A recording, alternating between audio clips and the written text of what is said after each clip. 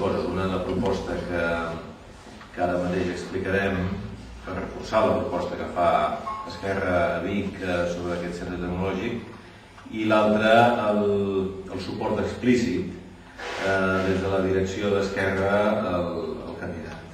En el sentit, en aquesta recta final de la campanya, el suport amb una candidatura que és una candidatura guanyadora.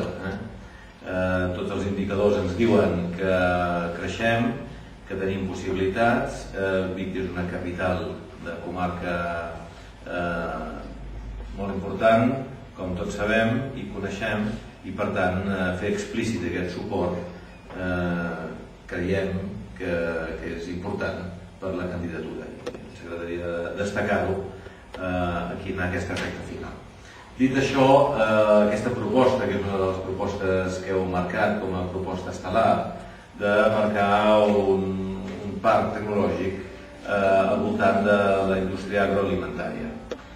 Aquesta és una proposta molt possible i necessària, per altra banda, i que, pel que conec i pel que he vist, Esquerra és l'única força política que explica en detall com ha de ser aquest parc tecnològic al voltant de la indústria agroalimentària, que és, per altra banda, un punt fort de Vic.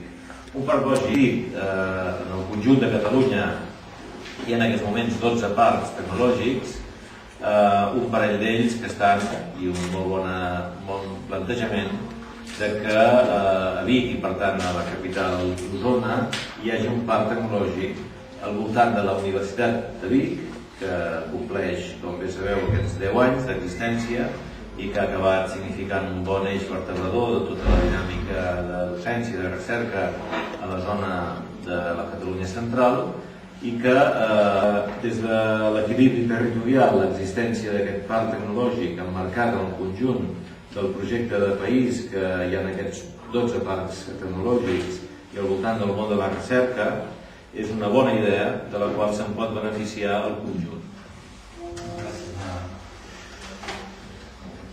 Bé, gràcies per la vostra assistència.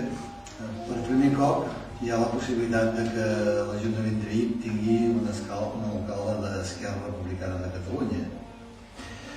Això només serà possible si concentrem el vot d'Esquerra, sobiranista i progressista, i el puguem concentrar a la nostra candidatura.